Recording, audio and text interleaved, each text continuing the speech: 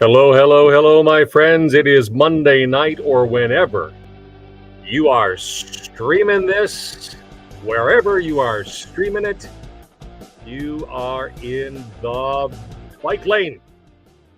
And my name is Tom. And as soon as I can find this switch right there, welcome to the Fox 26 studios. On this evening, wherever you are finding us, fox26houston.com, the Fox 26 Facebook page, or the Fox 26 YouTube channel.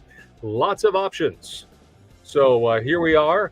It's a Monday as we have this conversation, and this is, first of all, let's deal with this. This is the near end of November, the Movember whiskers.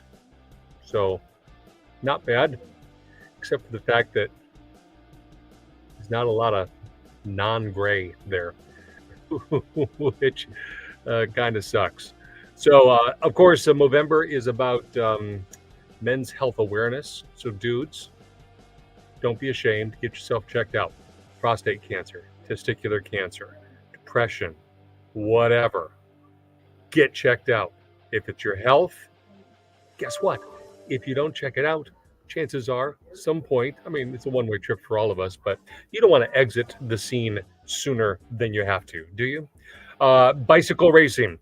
I did not do a lot of bicycle riding or racing in the last week. So what are we? A little over a week ago, I did the HTX CX at the Alkek Velodrome. I rode the B race. B for boneheaded for me. My job there is to be a speed bump for the people who are faster, more fit. It was just plain fun. It's hard, really hard. It's difficult. It's challenging.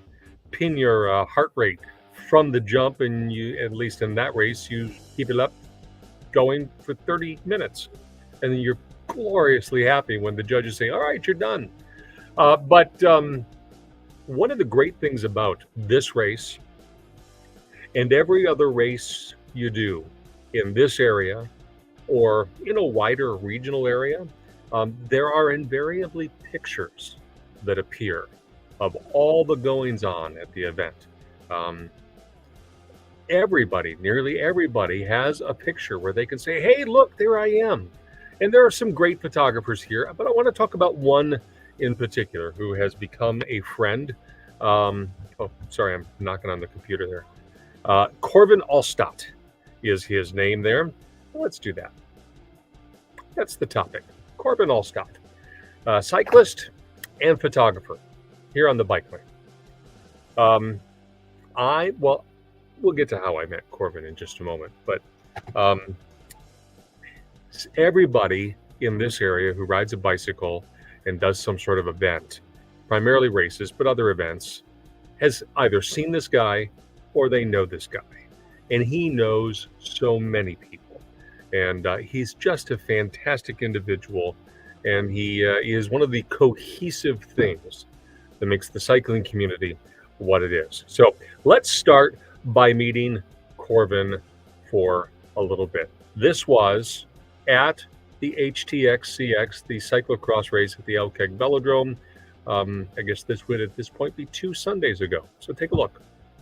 Corvin Alstot is many, many things. He is a cyclist, otherwise why would he be dressed like this, like this? But he's also a photographer as well, and more people, I'm not sure, Corvin, how people know you better. Is it with the camera, or is it on a bike, or is it an equal mix? My old friends, my old racing team knows me as kind of a cyclist, and just an average one at best. But now I think most people recognize me mostly as a photographer that dabbles with bike, that rides, not really races. I pin a number, but I kind of ride. It's kind of how I ride as well. I like the atmosphere. That's what this is. This is about atmosphere, isn't it? It's fantastic. It's exciting. It's always, that's why I like the photography part, because it's always, there's some action, there's people you can shoot, there's spectators, there's the racers. It's always changing, and it's just, everybody just is excited to be out here. Yeah. So I will admit that popped on my radar. That's the wrong way. That sounds stupid. But you kind of came to my consciousness through the camera lens because you're one of the myriad people there taking pictures of stuff. And this group as a whole loves to see pictures of themselves and other people and fun stuff, kind of tragic stuff, if you will. It's just pictures make this, don't they? It's like anything. Having a memory of an event which you can look back at a year from now, 2 years from now, that's always sort of exciting. But then people just really like to see themselves and post results, and so the whole social media thing has really got people more engaged with images. Yeah. So you are a retired architect, right? Yes. So an architect by trade, dabbled in the photography, and when I say dabbled, you're fairly deep into it. This has been a hobby for a good long while. I've been slowly going from come out with a basic camera and took some pictures of my friends, and then it just slowly, with encouragement of other photographers, just like going more and more pro. So it's been probably 10 or 15 years in the making. And when I say this is a hobby, you travel to more places where you do not ride a bike, but you take pictures than I think most anybody here. Why is that? Why do you go to such an effort to go to all of those races to capture all of those images? It's always just a new challenge, a new group of cyclists, a new event, something I'll learn from it, and plus just seeing a different background and different scenery. Yeah. I drove to St. Louis one time just to see what's called a Gateway Cup, because I knew the St. Louis Arch would be there, and I could get a group shot of some of the other pro cyclists at the St. Louis Arch. So there was a lot of different motivations to going there, just besides just the incredible scenery. Yeah, I'm keeping an eye on our clock here because we're supposed to race in about 13 minutes, or ride really hard, one of those. What, in your opinion, and I think probably every photographer has their own answer to this, but for you, what makes a great shot? To me, I think it's just what they call a decisive moment. So there's a little bit of action that you've captured somebody in the middle of the air, or they have a beautiful expression. They're smiling, they're sad, they're angry. So you're basically capturing some emotion. You're capturing a specific part of the race. So there's some backdrop to it, like there's the velodrome or something. That's kind of what I look for when I'm shooting. How many gigabytes of memory worth of pictures do you have? Can you count that high? I have multiple hard drives that, like five gig hard drives that I'm slowly filling up. So it's, I don't know. It's tens of thousands of pictures. It's probably maybe 500,000 pictures. All right. But I'm not sure. I don't know. It's as I get more and more into it, it's like if I'll go out, I'll shoot 800, 900 images. Yeah. One of the remarkable things, and again, how you and I met, is that visually the vast majority of these people. You snap a picture and you'll tag them on Facebook, primarily, Instagram perhaps, and I had never met you, and you tagged a picture of me, and I wonder, how the heck did this guy know me? And how do you keep track of all of these people? It is always challenging. I rely on some people tagging for me. Plus, I also snap a picture of the entries, who's here. And it's usually sometimes just have to line up an entry number with a rider if I don't really know them. But if I see somebody at 2 or 3 races, I kind of know who they are. And particularly if they're ride with some sort of bravado or flair. How gratifying is it when somebody says, "Hey, Corvin, thanks for that picture. That was great." It really makes my day. You'd be surprised, but I hear it only once in a while. And really, I think So I don't know. Sometimes I hear it all the time. Hey, thanks for coming out. It's your job. I don't know. It just depends on the event. When I go to a new event, there's just a lot of people I haven't seen in a while. They're very excited to see me just because we have a lot of fun. I mean, part of it is just I like taking pictures because I get to interact with somebody. Take their picture, go joke with them. Excuse me. There are a lot of professional photographers that show up at these things. And I think you're very professional myself. I know you call it a hobby, but do y'all look at each other's work and say, "Hey, nice job, buddy"? Oh yeah, it's it's a small community, and I just get better by looking at my competition. So It's true. I always, when I can, look at their work, and then either, I've had a mentor help me get to where I'm at. So I always try, think about it's like helping the next guy, pay it forward, because their styles are always different. So it's not really competition. It's if someone likes your image, they're going to buy it, and if you're doing good work, that will speak for itself. I absolutely agree with that. You get stronger on a bike by riding with people stronger than you, and you get better in your profession and your hobbies by paying attention to people who are better than you. So, all right, let's go pay attention to people who are better than us out on the bikes. So we're gonna go do that. Corvin, thank you very much. Thank you, Tom. Appreciate it. Love you, man. Love you. I mean every syllable of that. He's just a great fellow, Corvin. So some of you may recall, depending on who you are, there are a lot of cycling people here who are paying attention. But for non-cycling people, it was just a little over 4 years ago, I did a story with Corvin because he was hit by a drunk driver while riding his bicycle and injured really, really badly. And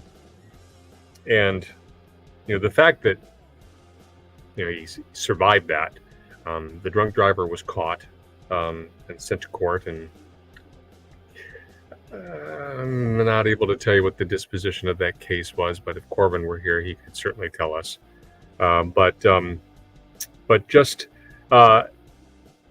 it's just another facet of his story that he just doesn't quit. And I bring that up because his experience and the impression he makes is referenced in this next part. Because I love the guy, and I told you I love you, man.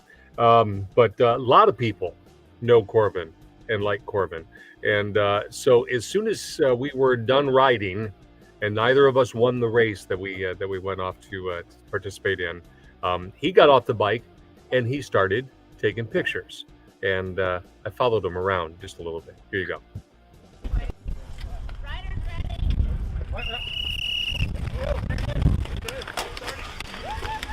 Let's go.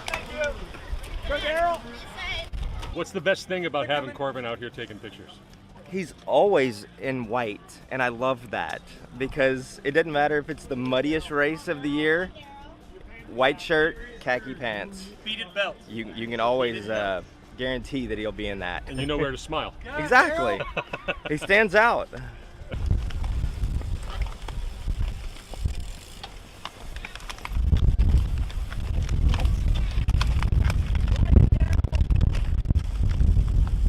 That's Corvin's story. Oh, it was at the Memorial Park race. He was camped at the top of a hill, and you could catch a little air, and he was trying to get people in the air. So I came right at him, whipped my wheel over, like right in his camera, and it came out to be this awesome shot.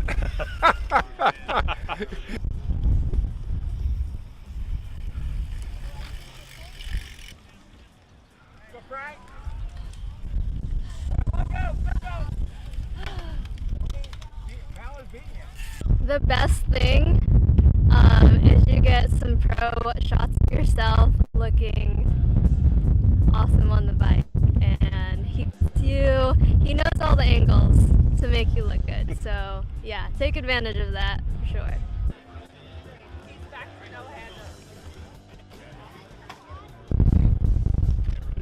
I appreciate it. Thank you. Okay. There we go. A Corvin story. First one that comes to mind. First one that comes to mind was after he had been hit by the car. We were at Terramount Park in the cross race, and he's all bandaged up, and he's having to use that walker, and he's out there taking pictures of us. He couldn't stay away. That's probably one of the best ones. That's one of the best ones. and hence why I referenced the history, so that that certainly makes sense. So you saw him taking pictures. Didn't even take his cycling shoes off. He's running around the velodrome in his cycling shoes and his kit, because the race was on and he wanted to take pictures. What kind of pictures, you may ask?